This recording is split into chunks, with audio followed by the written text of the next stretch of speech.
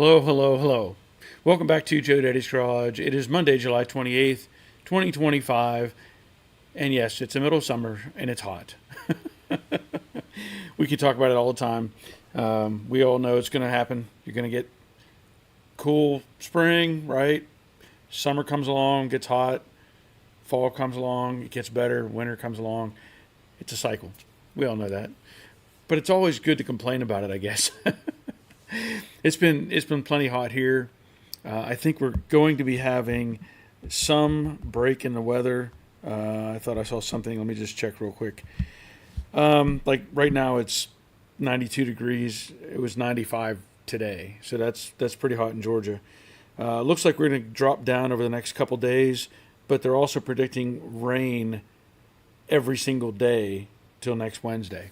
So rain always comes into play.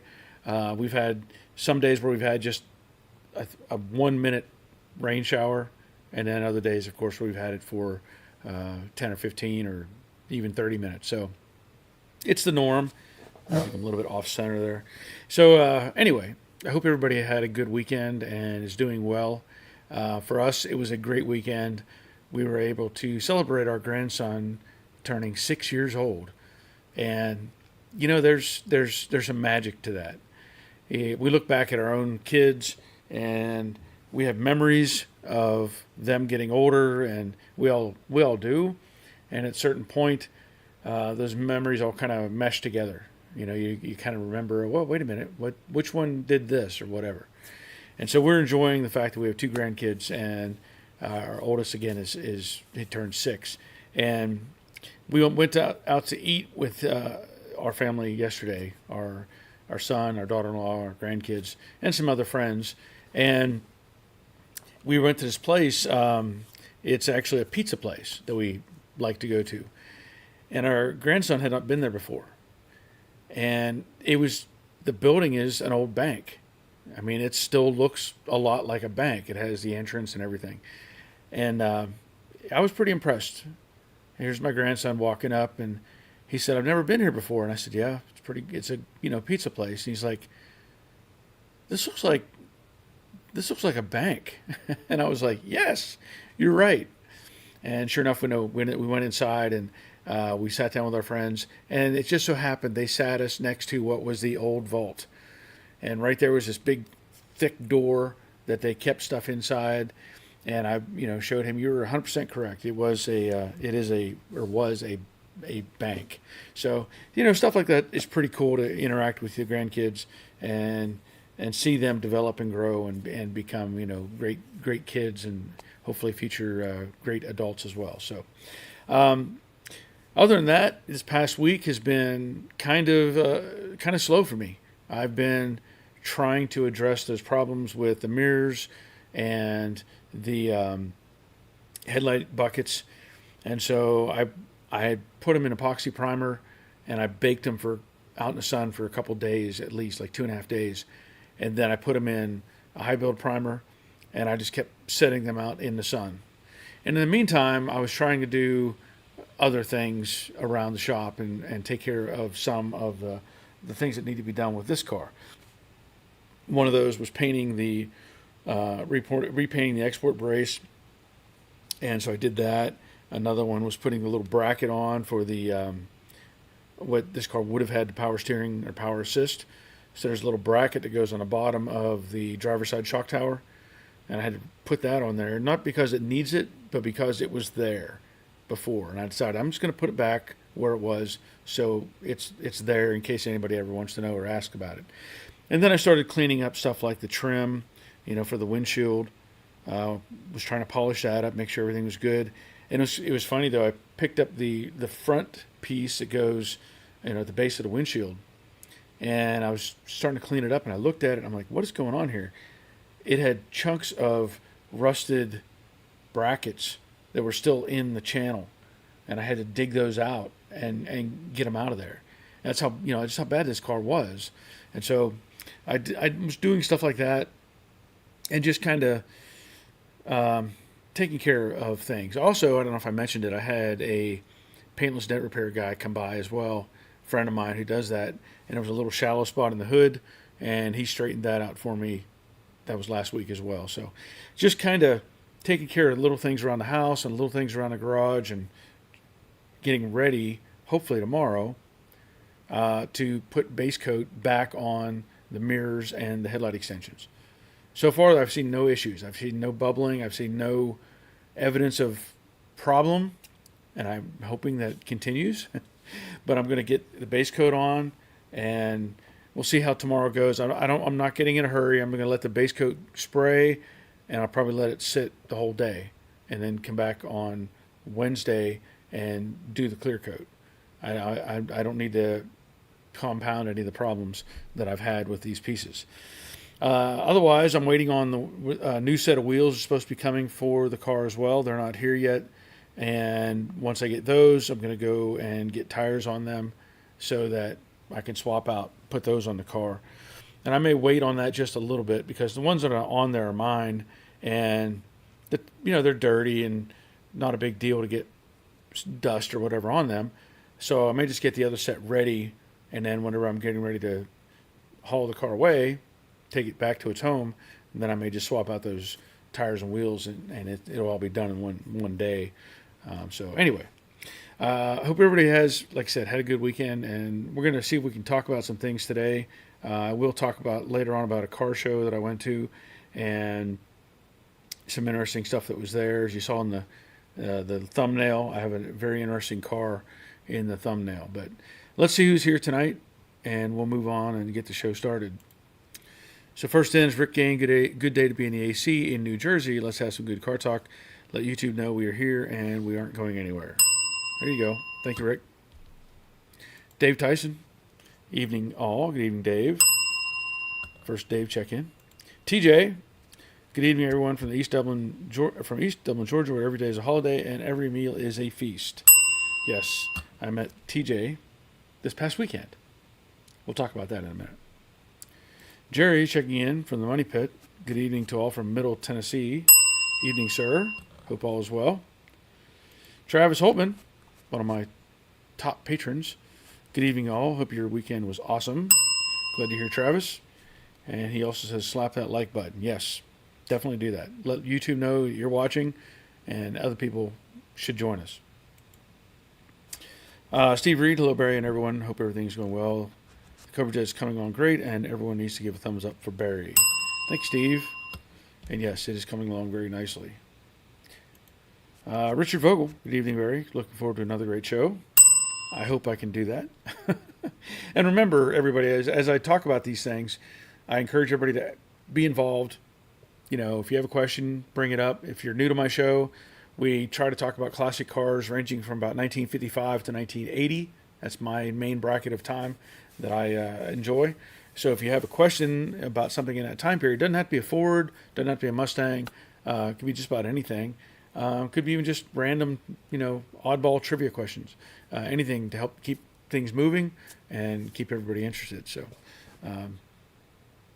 be part of the show. Troy Justit, greetings from coastal Georgia. We had a I'm guessing heat index of 118 today and a temperature of 100 degrees.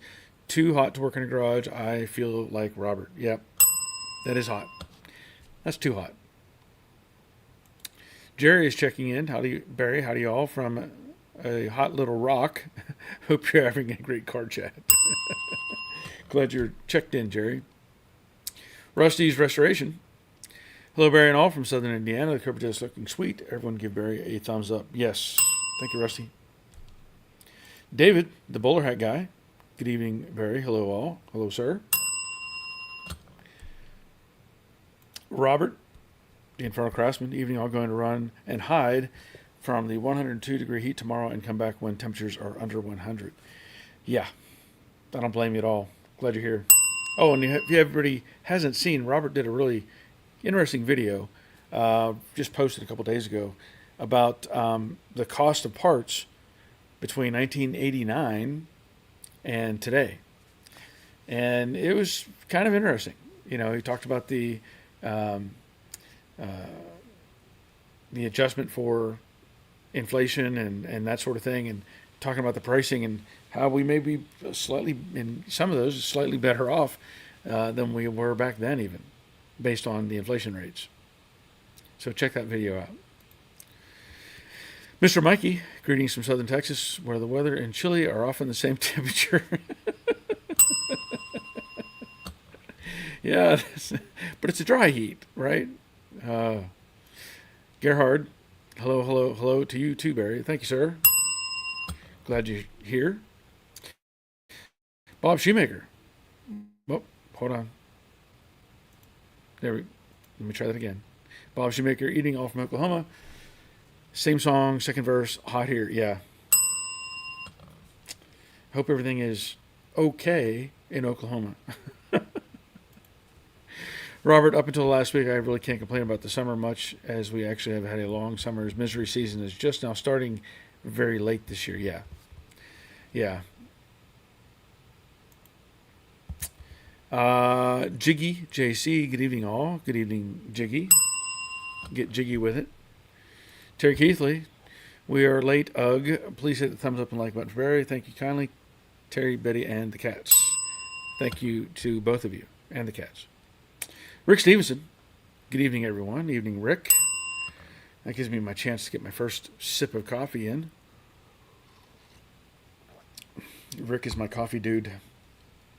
Thank you, Rick.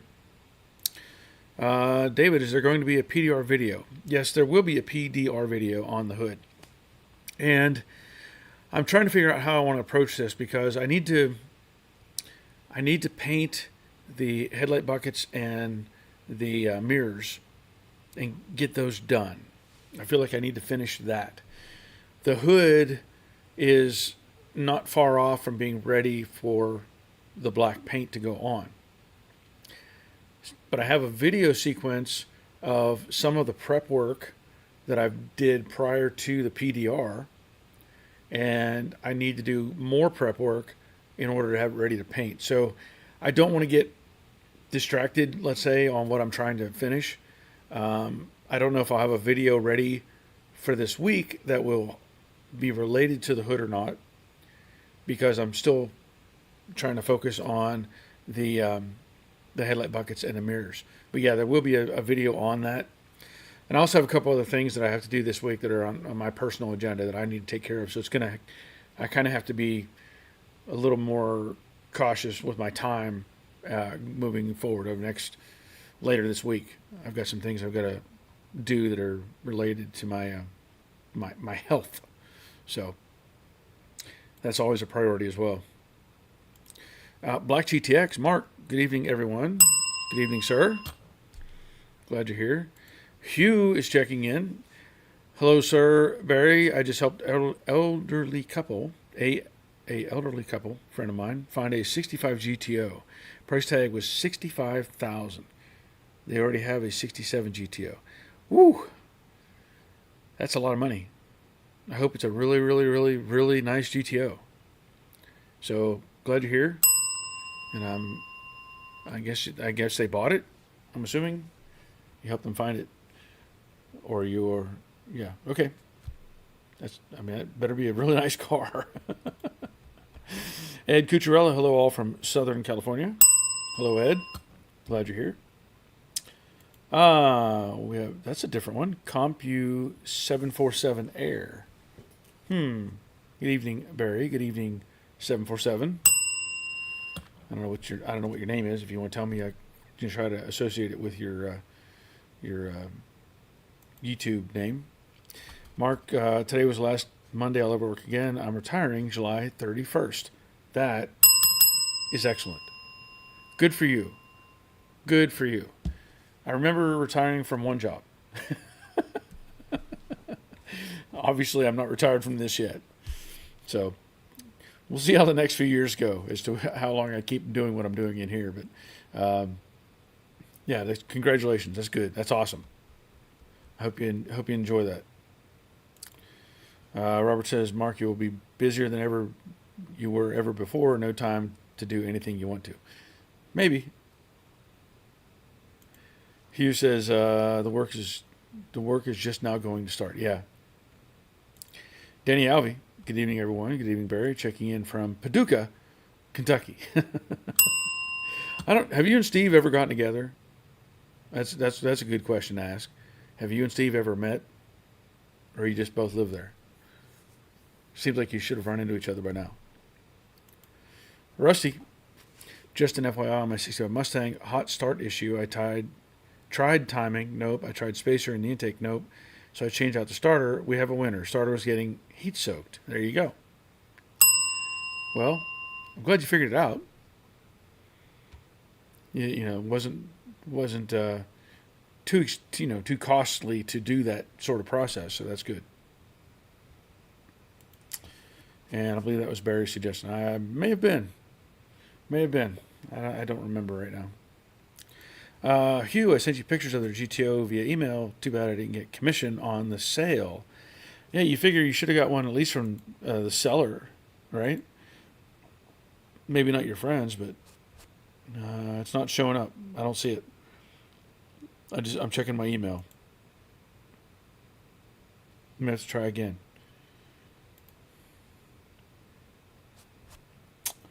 David, congratulations on retirement. Yep. And Ed, Black GTX, congrats. Yes. Troy says, I know you probably told us what is Charles's wife's plans with CJ, engine, transmission, and etc. If I remember right, a 351 is in the future. No. The plan is to put a 428 in it. That's the plan. She has the original engine block, but it's in a questionable state. Now I don't know what Charles had in mind when he was working on this car and some point in the history of it. I don't know. But the engine was taken out of the car, and for some reason it was left to sit outside. Now, does that mean there's something, was it damaged or something? I don't know. But she does have the engine. Now, the other guy in Florida who's going to be helping put it together, I think he's making some connections with somebody who may be able to rebuild that engine. But she does have the original 428.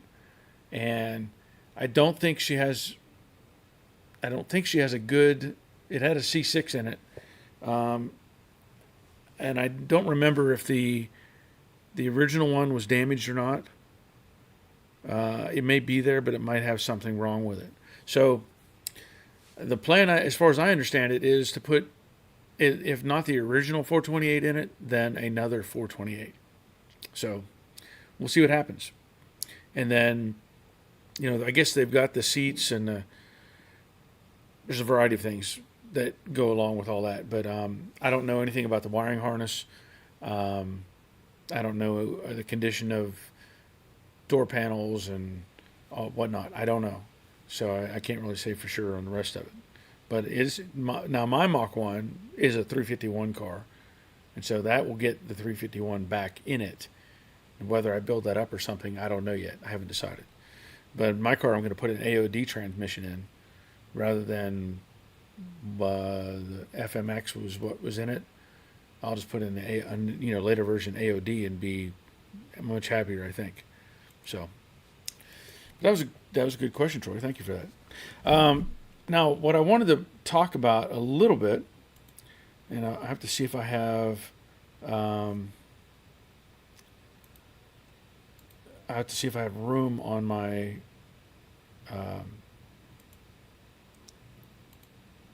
My pictures, because what I had done is this past weekend I went to Summit Racing.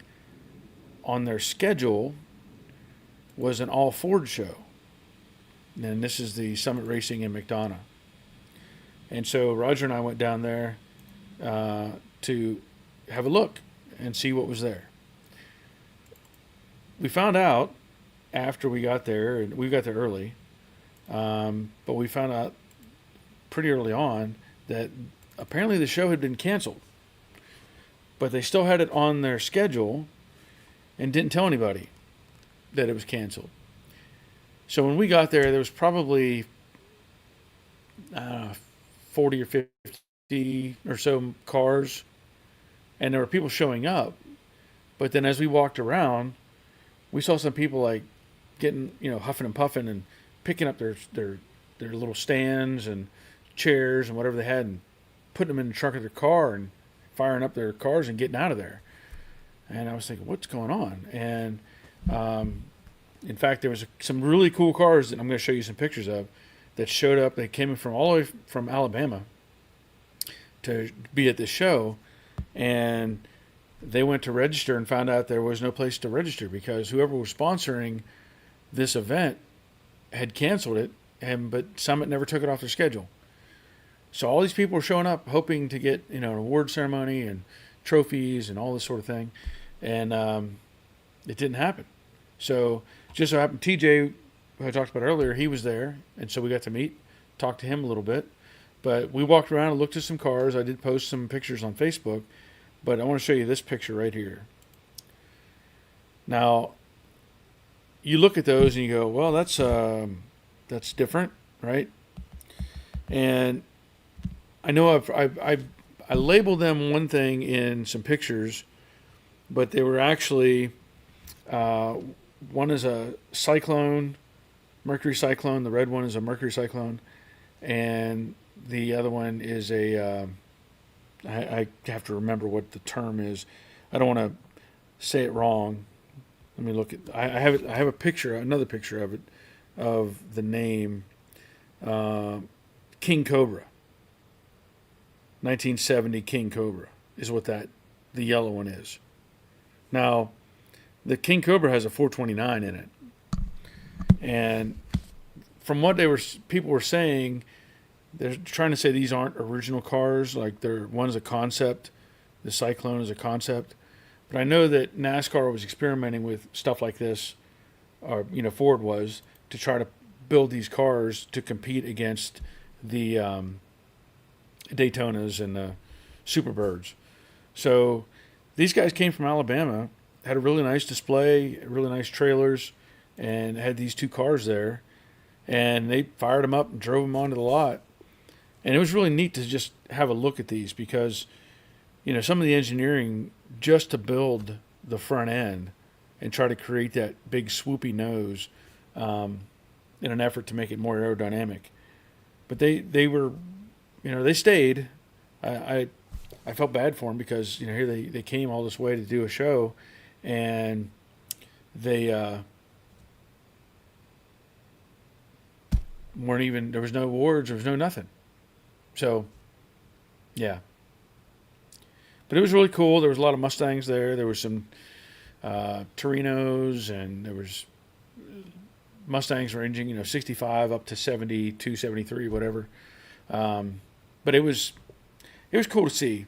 But I think there probably would have been more cars had it actually been a show that everybody knew was for real. Like, I think people were being notified, hey, this show's not happening, and they were turning around and going home. They weren't even showing up. So, anyway, disappointing, but still cool to see some of the stuff there. And there were some really custom built cars, and I was able to take some pictures of different things, and I posted all those on my Facebook there. I can't show them all here. Okay, Richard says, my PDR guy travels the country to do hail damage repair at car dealerships. He's always busy. Yeah, that's where I had to wait a couple weeks for my guy to show up because that's what he was doing. He was chasing hailstorms, and that's what they do. A lot of them have a crew of 2, 3, 4 guys, maybe even 5 guys, and they'll take a trailer. I know the one crew we had that came to our body shop, they had one truck towing a camper, and they had another truck towing a trailer with all their equipment on it. And so these guys showed up. There was 3 of them at one point, maybe 4. And they kept the camper right there. They had planned to keep the camper at our site location. But my business partner at the time let him take it to his house.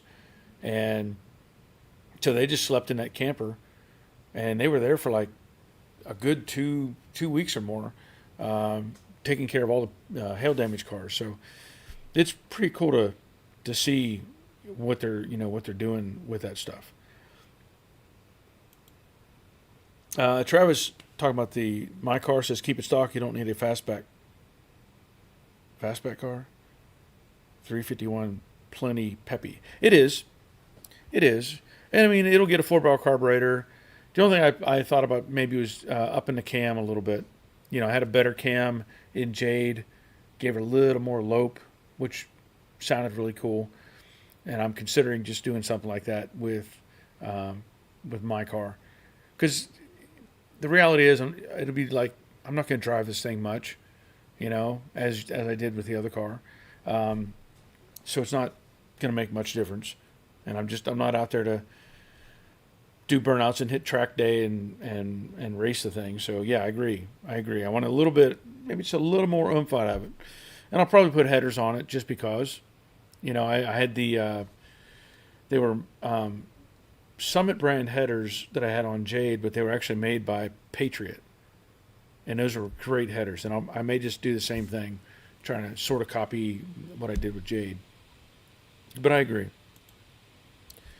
Gig'em Garage, good evening, Barry. Kevin Barth here. Sent you pictures of my new garage shop. Now time to fill it up with classics, starting with my 65 Mustang Fastback. That sounds cool. And I'm not getting emails. I'm not sure what's going on there. Let me open that up one more time. Yeah. Why am I not getting emails? Something's out of the norm here. Let me check. See if they're coming through on my phone.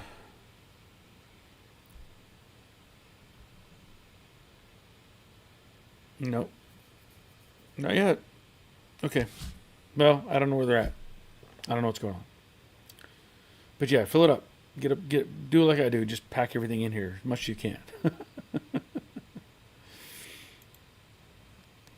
Robert says, what, Summit dropped the ball? That never happens. Yeah, unfortunately.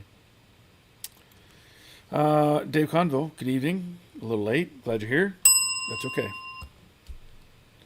Travis Holman says, don't need a fast car. Yeah, not a fast back. Yes, I don't need a fast car. Because if I get one or have it, then I'm going to want to drive it that way.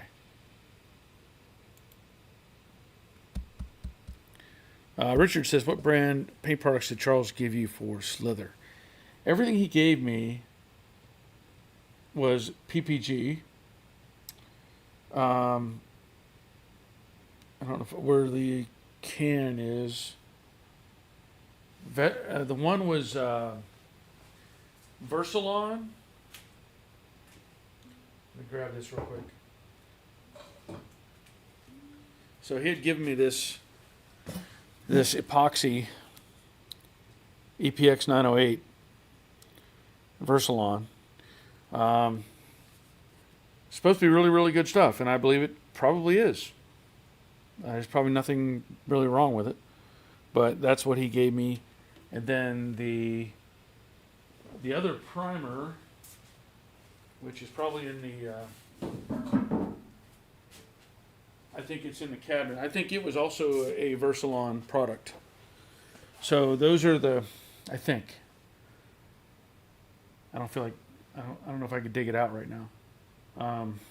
But that's what he had given me. And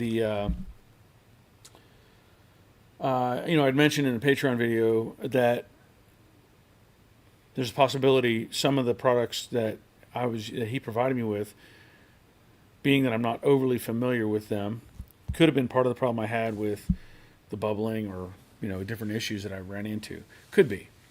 And as I also mentioned, in a Patreon video, that I probably don't want to do much more painting. I'm going to paint the Fangold Fastback. I know I'm going to do that.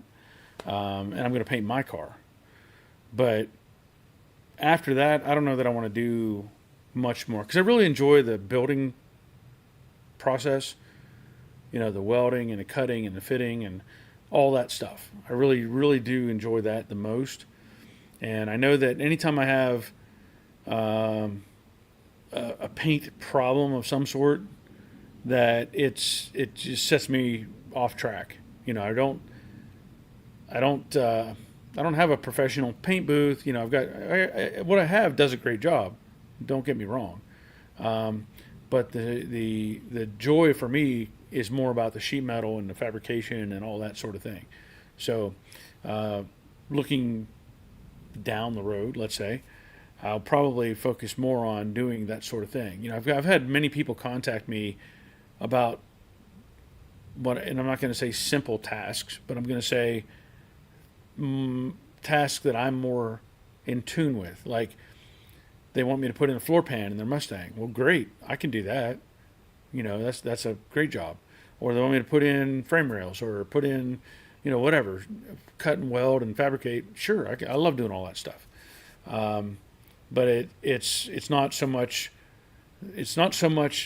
joy when I do the paint work, and I'm like, what could possibly go wrong? Because that's just the way it is.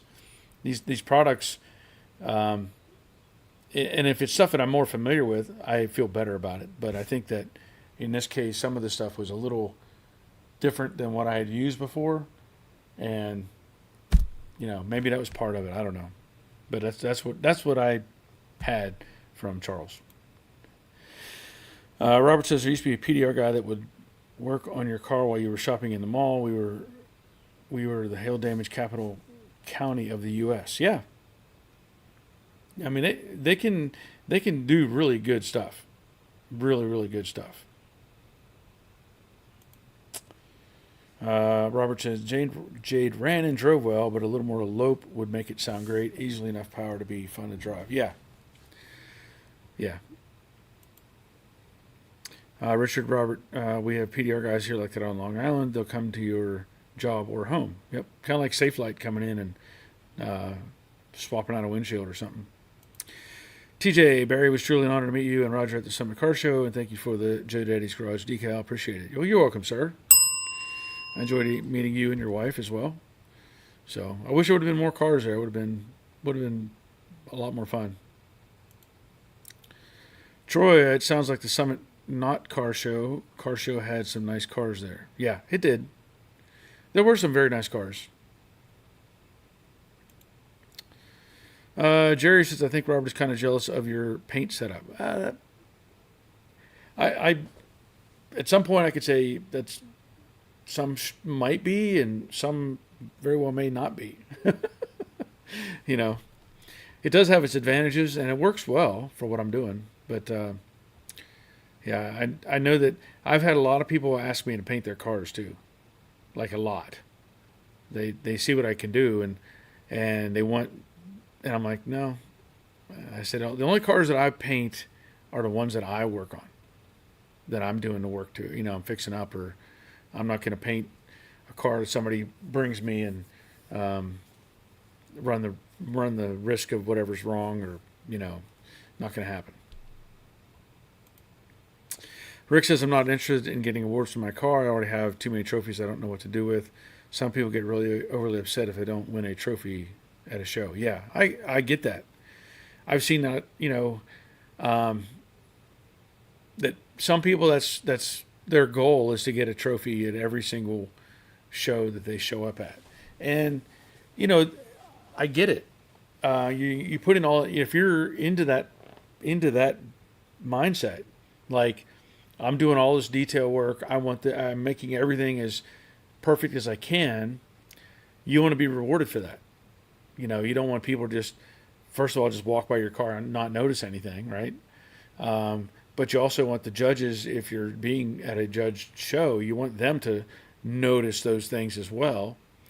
And, you know, I get it. If you're putting all that effort in, I'd want a reward too. You know, I'd want some sort of accolade. I know for me, the only car I've ever technically entered in a car show was the 31 Model A. And it was a very, very small car show. It was not, I only did it to help them get people draw to the event. And it got a trophy, you know, but it was almost like default, you know, because I was there. And then, like, if you look, you'll see that 70 Chevy truck right there in those pictures. So that was a 70 Chevy truck that I redid. And, excuse me, it had a 454 in it, really nice truck. I took that and got a top 10 award somewhere, but I don't even know where it's at. It's not something I strive for. But I do get the what people, they want that because of what they're doing, and that's fine with me. I don't. That's not my thing. Don Maureen, I have a decent 65 Mustang Fastback GT and understored 57 Corvette with a 4-speed. Whenever I have gone to gatherings, I am concerned when their cars are too nice and wonder about their family time. Yeah, well, that's a good point. Yeah. Yeah, that's where I've even been, and this may sound funny, but I've almost thought about just with my Mach 1, maybe never painting it. Get it running, driving really nice, maybe put it in primer, Maybe I'll never paint the thing. Just can't say for sure. Jerry says, I'm impressed with the paint jobs and I am a car dum-dum. Okay. Well, that's okay. I mean, the hardest part for me, as everybody knows, is I'm a little bit picky when it comes to work and what I do. I'm a little bit on edge, wanting things to be exactly right. And when it's not exactly right, it eats me up. Now, I'm not looking for a trophy. It's me personally. I'm not looking for the big pat on the back or anything. It's me that's dealing with that. I know, like, we went to that car show, Roger and I, and there were some really nice cars. I mean, really nice cars. And I walk up on these cars, and the closer I got, the worse it got. Like, there was a car there. I'm not gonna pick at the car or a person or anything of that stuff. It was a custom built 68 Mustang. Had a Coyote engine in it, and I mean, it was all the bells and whistles. It was a really, really good looking car.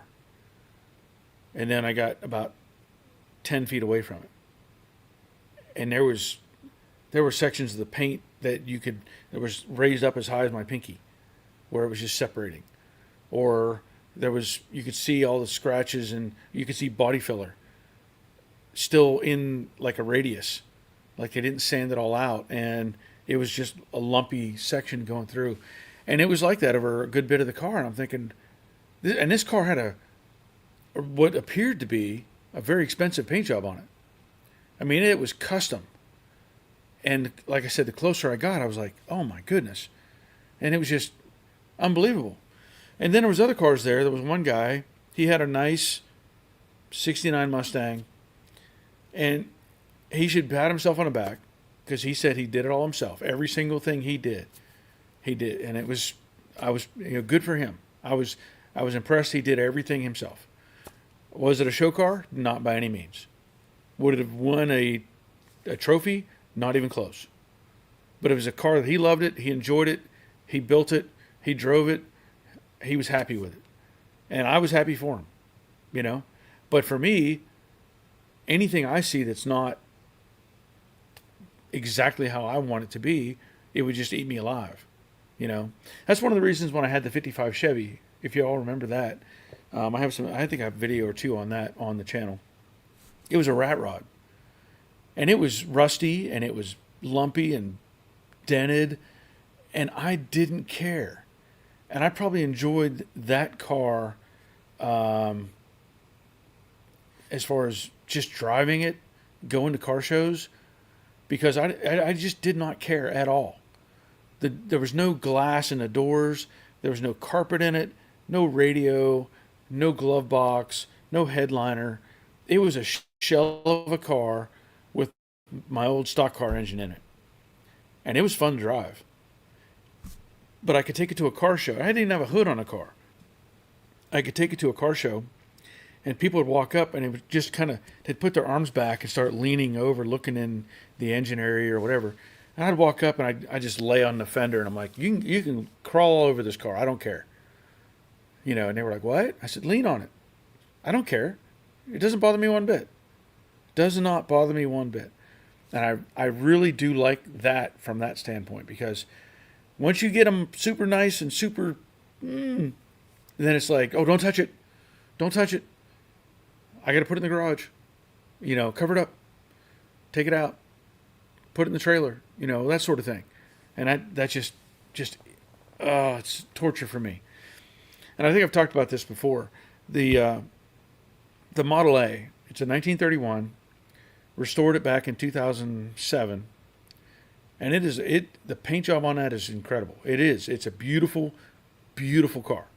The inside isn't completely done, and I never will finish it, because I can take it to a car show and I can point out, hey, look, that's chicken wire. That's actually what they used back in the day to make the roof. Those are wood pieces. That's what they used to make the roof. It's got a wood floor in it. You know, those sort of things. And people don't know that if you can't show it to them. So that's why I never want to finish the inside. But I was asked one time to take it to a school for kids to learn about Henry Ford and the history of the cars and stuff. Little did I know I was actually going to speak at this. I thought I was just bringing a car. They actually wanted me to talk, which I did. But all these kids were out there and they were looking at the car, and teachers are all like, "Don't touch it, don't touch it, just look at it." And I was like, "No, here." I opened the door. I said, you want to look at it, crawl inside, get all over this car. I don't care. And they did.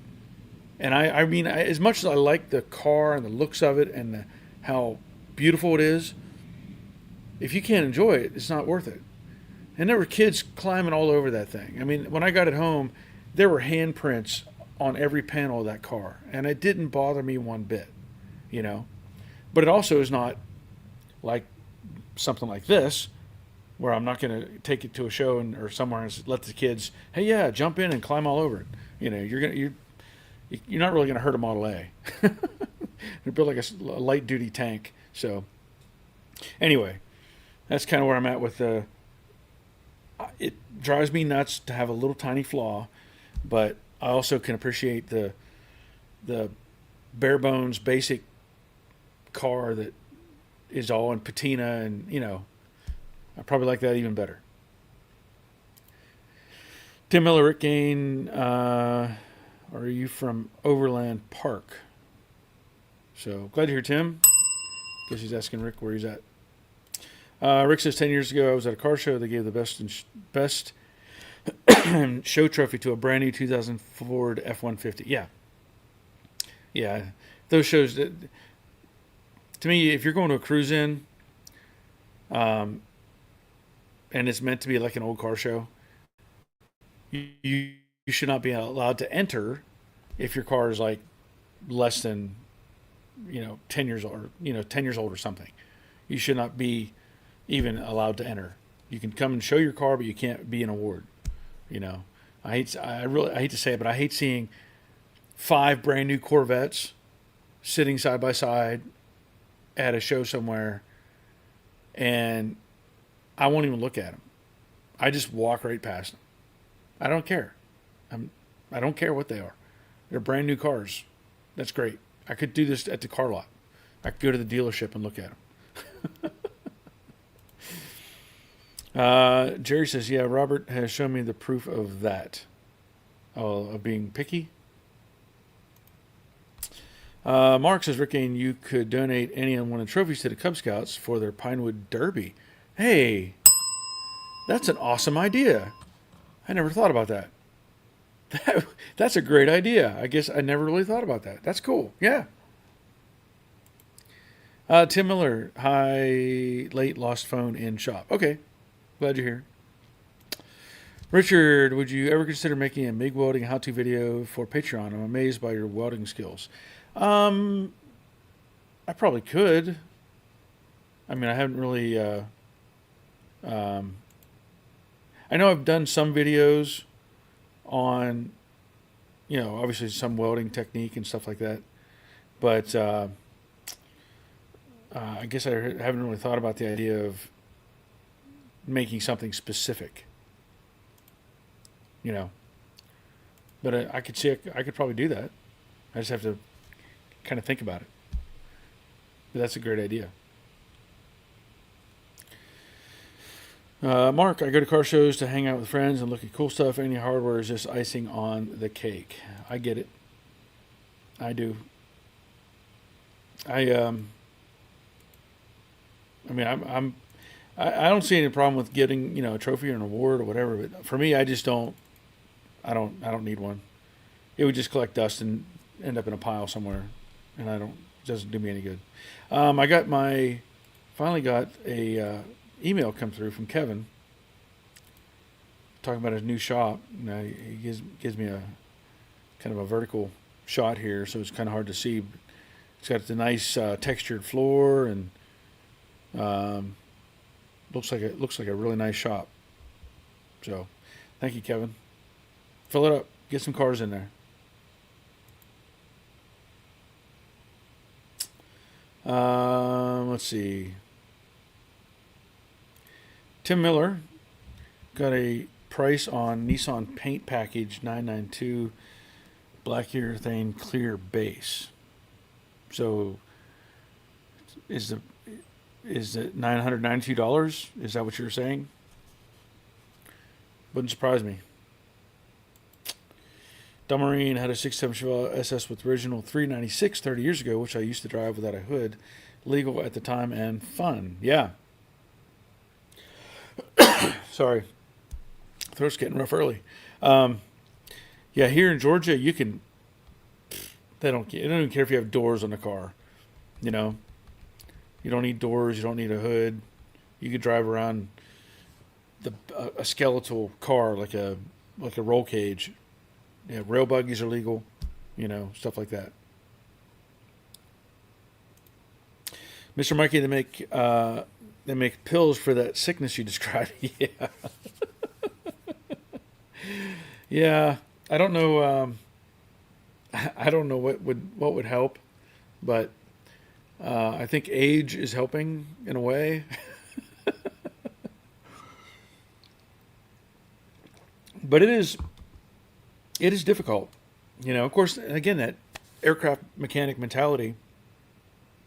You can't let things just go halfway. It's not built into me to be like that. So, but I try. I did have somebody had brought up a subject on Facebook the other day. It was about a hood. And as we're sitting here, I'm thinking about this because, the hinges tend to be a problem on these cars. And the guy was having problems with the hood sitting up in the back. And a lot of people were saying, well, just push it down. And we all do that. Like we see it and we go, give it a little nudge. And a lot of times it'll settle down in because these old hinges get worn and get kind of floppy. So I've said it before and I'll say it again. These hinges are the Dynacorn premium hinges. And they feel like they're a little bit thicker than what the originals were. And the pins are even a little bigger, the pivot points. And so I'd done a video on the hood hinges on Jade, and that's what I used on that car. So I'm just going to make reference to that because it is a common problem to have these hinges, get out of whack. And there are people that will rebuild them. Apparently, there's somebody will take them and bust them apart and rebush them and make them better. But the Dynacorn premium hinges, which I can show you just from having it bolted in the car, it moves like butter. You don't even have to get aggressive with it. I don't have the spring on, obviously, but if you take one of your originals and you're fighting with it, you would notice a major difference coming back in with these with the Dynacorn Premium. And that was the other thing I wanted to mention when we were at the cruise-in at Summit. There was a gentleman there who had a 70 Mach 1. and it was pretty much all original. I think he said it was belonged to his father-in-law, and he had inherited it. And so he drove the car, and I think it was even a 4-speed car. Um, but it had the wing on the back, you know, as a lot of them do. And so I was looking it over because I had some questions. I wanted to see what it looks like. Like, I don't have the assembly for this car for the package tray, and I have pieces for my car, but I don't know how they go. Like, I didn't take it apart. When I got my Mach 1, everything was gutted out of this car. And this car never had that piece in it. So it's not something I'm able to just kind of, I mean, I could figure it out, I'm sure. But I wanted to take pictures and look this over. So I'm looking over this guy's car. And I'm talking to Roger about it. I'm like, yeah, see, this piece and this piece goes here. And I was snapping pictures with my phone. And he said, oh, you want to see it? I can tell you exactly how it goes because I took this apart. I was like, oh, okay. So we talked about it, and he showed me. He said, you got to take these screws out to get this piece off, and then these pieces, and then the seat comes out, and, you know, the sequence. And so I wanted to see something from the inside of the trunk, just if I could. Now, he had a trunk full of stuff, but he opened up the trunk for me. And when he opened up the trunk, the deck lid, of course, it had the wing on it. And he's holding it up, and I'm looking at it like, that doesn't seem right. And I look, and there's actually a rod in the trunk, like a prop rod. Like if you open up, like a newer car has no springs on the hinges. You just prop it open like a Toyota or Honda or whatever. And so I'm looking at that, and I said, "Are your springs not working?" And he said, "Oh, it doesn't have springs." And I said, wait a minute. Stuck my head in there, and I said, "Yeah, you got springs right there. It's got the clock springs." And he's like, "Well, they don't work." He said, and this was installed at the factory. And I was like, at the factory? This prop rod? And you could tell it was just a generic, it wasn't factory installed. They never did that. The clip was just something out of a hardware store. It was just a random prop rod. And I said, no, your springs are either bad or I don't know if you can reclock them or not. I don't remember on those if there's a way to do that. But I said, it should hold this up fine. And he's like, oh, no, it never worked. This was installed at the factory. And I was like, okay. Yeah, I'm not going to argue with him. But I knew there's no way that was a factory item. So I went over to another Mustang. It was a 69, painted, basically grabber blue. Very nice car. Had really cool stuff added to it. His also had the deck lid with the wing on it. And I walked over, and his trunk was open. And I was looking at it, and I was talking to him, and we were discussing some things. And I said, "Do you mind if I grab your trunk lid?" And he's like, "Yeah, go ahead." And I was like moving it around. And while the springs are under a bit of more load with that wing, they will hold it up. But I wasn't going to go back over to the other guy and say, "Yeah, you need to go get some new springs, and you'll be good to go." He's happy with the prop rod. I wasn't, that's fine. Just, I'll leave you alone.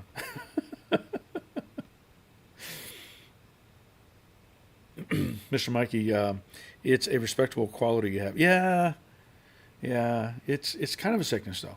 It is kind of a sickness. TJ Barry, another Mustang you were talking about with the bad paint, but it had the Coyote. Yeah, it was. I mean, it was a hot rod car for sure, but I was really in shock about the paint. David, lots of opportunity to do welding videos on Fangold. That is true. And that will be coming. I can't tell you how anxious I am to get working on Fangold. I really am. Tim Miller, yes, on Hood, got them to fix the setting all down. Yeah. Talking about the hinges. Del Marine says, like Richard Vogel mentioned about MIG welding, brazing videos would be fun. if you can find a project. I learned brazing decades ago, but it's an old art. Yes, I've done brazing, but it's been probably 40 years ago, close to 40 years ago. So I really don't have any need to do brazing. But yeah, I have some videos. I don't have anything that I've made, I think, that's specific to welding or showing weld technique other than a unboxing type of video where I pull the welder out and I get it running and, show some things that I've done with it. I've tried to demonstrate. It's the hardest part for me doing a demonstration video is when I'm trying to film, I don't have a filter. Like I need to come up with a lens filter that will allow for showing the actual weld technique. Because when I'm trying to show that, it's just a bright light, and you might see some of the movement of the MIG wand, but you can't see what I'm doing. And I know that welding tips and tricks, a guy that I know used to work at Delta, he has some equipment that shows that very well. Most of his videos are TIG welding, though. They're not MIG. But yeah, I need to come up with some sort of a filter so that I can film, because even in editing, I can't change that. Once it's bright, in the video, that's it. So I have to figure out how to make a whatever it takes. I don't know what needs to happen. I don't know what you call that filter. There's got to be a special name for it. I've tried to use a welding helmet to demonstrate. I put a camera like in a welding helmet and make it work, but it doesn't work.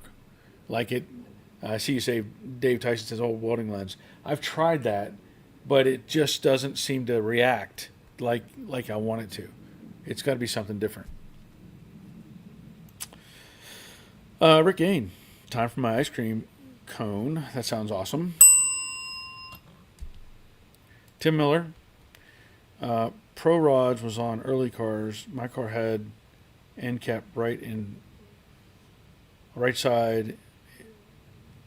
It's in coffee table Mustang books. Oh, prop rods. Early cars. Okay. Well, this was 1970, and this thing, and I'll just tell you that when I looked at it, it looked like something that somebody just made almost. Like it didn't look factory by any means. Maybe I'm wrong, but Rusty says you can adjust those springs. I moved my 65 2 slots on each side and fixed it. Yeah, but on this car, it's a clock spring. It's not a tension rod where you can change the tension side to side. I know what you're talking about. This is like a clock spring, so it has that compression clock spring. That's what it is. I don't know if there's an adjustment. I haven't looked at them that hard to see if there's something that you can rotate to make it tighter.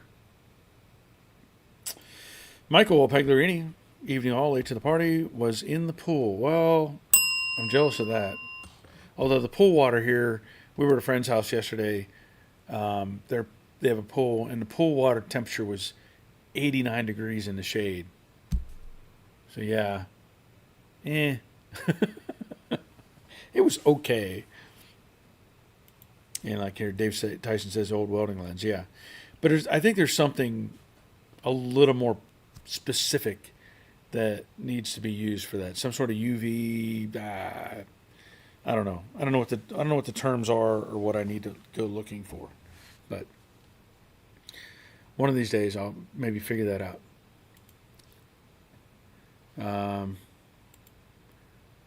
Yeah, there's other pictures. I guess Hugh had sent me something, but it never showed up. So, but otherwise, that's where we're at this week. I'm getting these headlight buckets and the mirrors. For this car, going to repaint them. I should be able to have the base coat on tomorrow, and see how it looks. I'm not going to rush and get the clear coat on. I'll give it 24 hours to dry. clear coat them, and hopefully everything works out just fine. So we'll figure that out. Tim says he likes talk getting into 70 Mustangs. Yeah. Robert, I saw a video a while back of a solution, but I don't remember what it was. We'll see if I can find it. Okay. All right.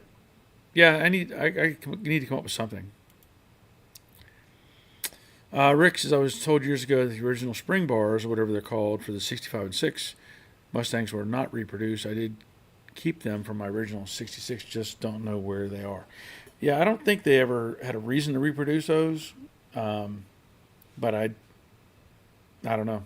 I haven't really even looked into that. Tim Miller, need to find a position of rear wing Mustang. You know, I might be able to give you some information on that, because my Mach 1, the 69, my car had a wing on it, factory wing. And I have the deck lid with the holes in it.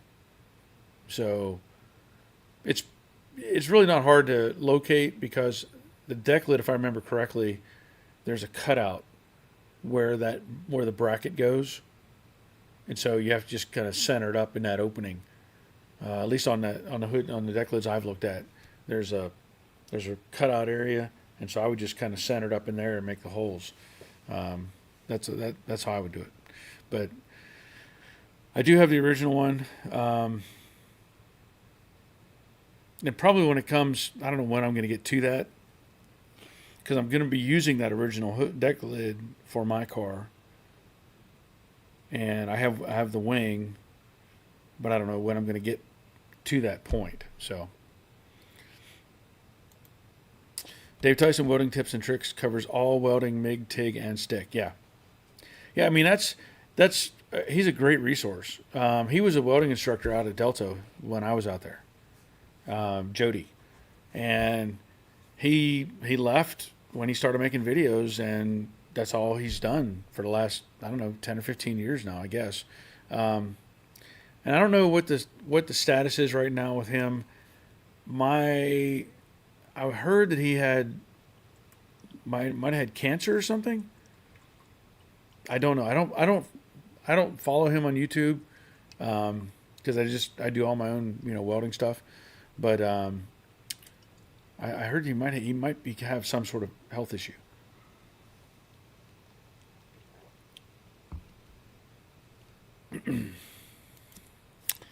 Tim Miller, please do show us. Oh, talking about the holes. Yeah. I mean, I'll have to see if I can maybe do something next week or something on that. Let's see. Del Marine, bedtime reading now with the kiddos, so I have to go. Thanks for the useful Monday live video. Take care, all. Glad you're here, sir.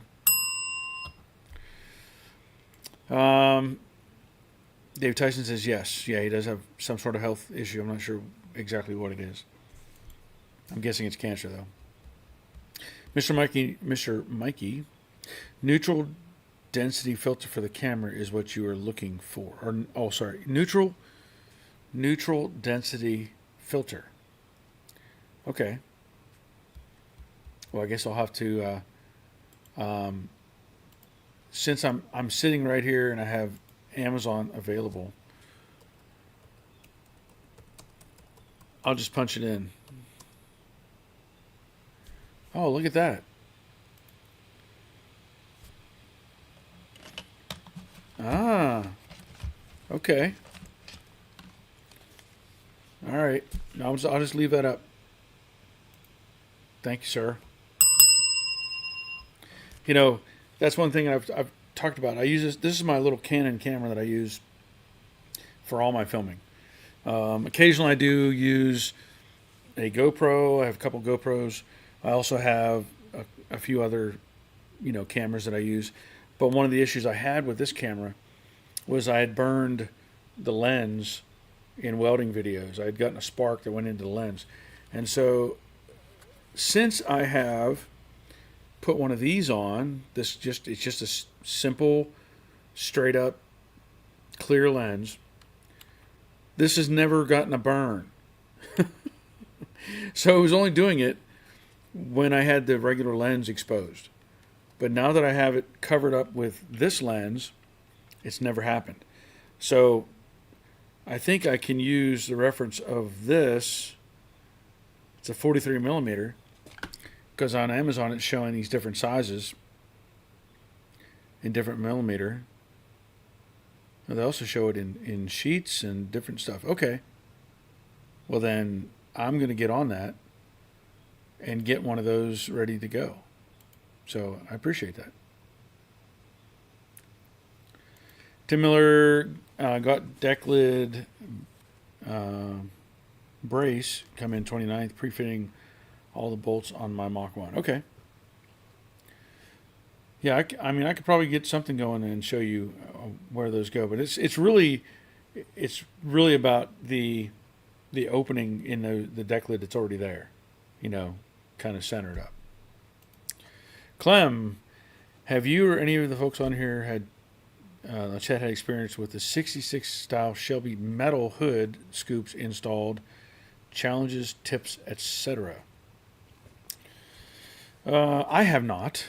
I know Robert has a composite hood that he did a video on. I don't know if that relates to what you're asking or not, but you're talking about the hood scoop install itself. I have it. I will say this though. There's a guy, I don't know if you're on Instagram or not, Apex Metal Restoration. I posted one of his videos on my Facebook, Joe Daddy Facebook page, and he did a video taking a steel hood scoop and welding it, cutting out the hole in the hood and welding that thing in. That may give you some insight if that's what you're talking about specifically. So Apex Metal Restoration is the name of his Instagram.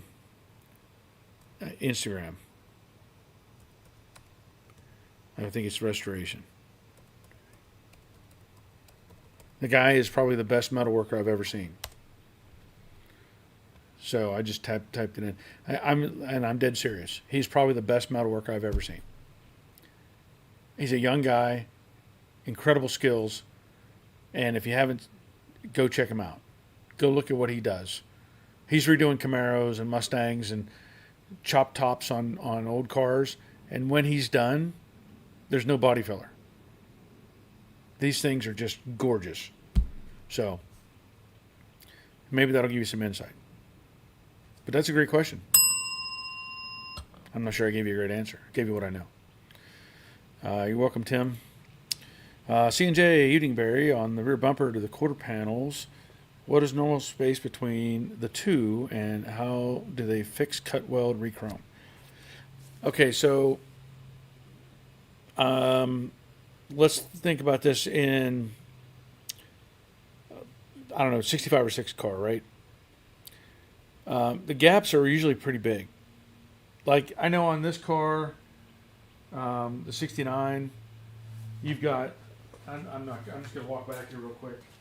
And, at the top where the fender meets basically the quarter, it's about almost my thumb, width. It's about 3/4 of an inch, a little more. But I can't picture right now exactly how tight they are on the little 65 and 6 cars. I don't remember the dimensions. In fact, Apex did this too. He took one of a 65 or 6 car, and he modified the bumper to make it take care of those gaps. And from what I've seen, people will do a combination of things. They'll either cut the bumper itself and narrow it to bring it in. They may cut it and re-angle the end to bring it in. And then once you get it welded, you have to weld it and grind it and send it off to the chrome company. And they'll generally, they know what you're looking for, so they can take care of, most of the problems that may be involved with that. I've not done that myself. I have not tried it, but I have seen pictures of the process. Same guy, Apex Metal Restoration. He did a Mustang like that, and he actually cut the I'm trying to picture it in my head. I know he added metal to the end of the bumper to make it fit tight into the opening. Now, that's about as far as I can explain it, because obviously I'm sitting here and I'm just kind of creating these pictures in my head and trying to relate those. But that's what I've seen people do, is they'll cut them. You got to consider the bumper brackets, and if you're going to use those and how all that relates, as to where you can cut those things and slide them in a little bit and then re-weld them back together. Some people just take flat steel and clamp it in place and weld it to keep the shape the same. But I have seen a variety of different things, but I can't say specifically which one is best, and I can't say exactly how big the gap is supposed to be, because I don't know offhand right now. I haven't looked at a 65 or 6 in years. I've been doing 68 stuff and 69 right now, so that's generally what I see whenever people are doing those kind of custom work. Thank you for being here, though. It's a good question. I don't know if I gave you the best answer I could, but Mustang Mike, been a while since I've watched, but the car looks great. 70s have the same trunk mechanism, and all I did was lube it good, and the trunk lid works fine without a wing. Yep. Glad you're here, Mike. So as I said before, Apex Metal Restoration on Instagram. I don't know if he has a YouTube or not, but he is, just incredible. 67 Mustang Resto. Question for the masses: has anyone installed a rod and custom triangulated 4-link rear suspension? Any thoughts on the install and performance would be appreciated. I haven't. I don't know if anybody else has. We'll give them a few minutes to consider that. But glad you're here. Okay, yeah, so you got Apex. Yep, check them out. C&J Hoyt, mine is about a 1-inch gap. Yeah, the gaps are really big, and back then they didn't care. They were just, it sort of follows the body line. This cutout is close enough. They weren't worried about it being nice and tight. At times I torture myself with the idea: do I want to do something like that, or do I want to just keep it original? And I get on both sides of the fence a lot of times.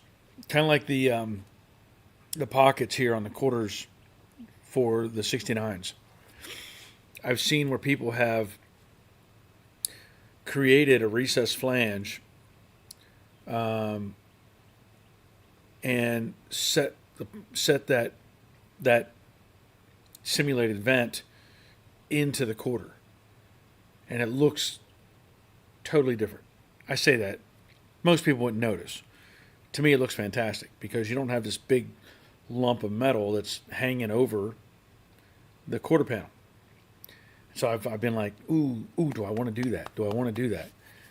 And then I'm like, well, am I doing a custom car, or am I just thinking of doing that because I like the way it looks?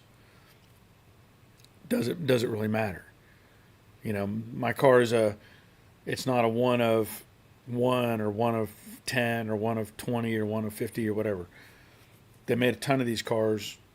Some of them, are still completely original. And I weigh stuff like that out. I'm like, do I want to make that effort to tuck this piece in and make it nice? And then nobody cares but me, But if I do something like that, does that mean I want to tighten up the bumper a little bit? These little tiny accents. Do I want to go down that road? And I don't know. But those are some of the things that go through my head. Clem says Apex has shorts on YouTube. There you go. Check him out. He does some. I'm telling you, probably one of the best metal workers I've ever seen. And I mean that. I'm a metal adjuster. I can get stuff to do what I want it to do, maybe by welding and grinding and fitting and all this stuff. But he's one of those artist people, to where when he's done with it, it doesn't need filler. It doesn't need anything. It just looks like a new car. So check him out. Let's see. Dave Tyson, cars were built to last 6 years. Yeah, that's pretty much it. Yeah, you know, and that was the norm. 6 years, get rid of it. These cars were never intended to be here this long. Never. Okay, voice is getting rough. I'm getting hungry, so I'm going to head in the house and get something to eat. I will have something together for this next week. I don't know if it'll be like more of an update video or not, because I'm not filming the reshoot of the mirrors and the headlight buckets. I didn't film any of that stuff. I've done it before, and it's all the same. So we'll see what I can come up with. But otherwise, that'll be it for tonight. Next Monday will be what, August 4th or something like that. So it'll be a new month. So we'll see what happens between now and then. But that'll be it for tonight. Once again, thanks for watching. And until next time, take care of yourselves. See ya.